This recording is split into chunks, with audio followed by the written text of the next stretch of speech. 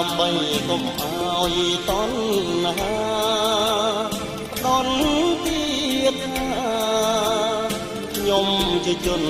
សំណល់ជីវិតថ្លៃใจដន់ណាវាសនាស្ដាយលោកលោកមេតាដែលអស់សង្ខារយើងទាំងពីរឆ្លងផុតកាលអំពើឋានអំពើរួមវាសនាសាងរឹងគល់ផុតផលពីអំរែកម្ម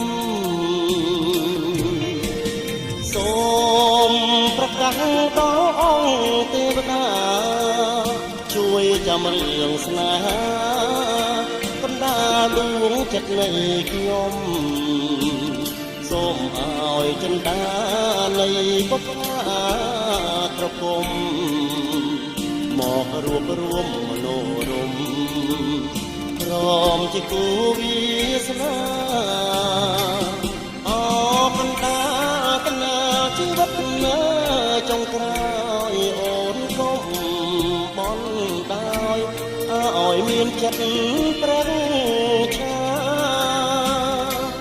ជួយអាណិតដល់ជីវិតណាកំព្រាកំព្រាជួយបងផងណាពុំរួមជាគ្នាលងរីអវសាន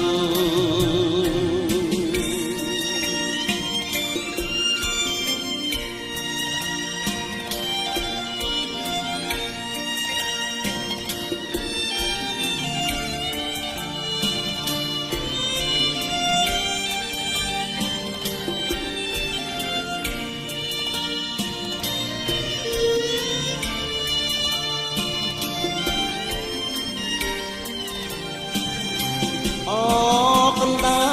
កណាជីវិតណាចុងក្រោយអូនកុំបន់ដោយឲ្យមានចិត្តប្រឹងឆាជួយអាណិតដល់ជីវិតណាកំព្រាកំព្រា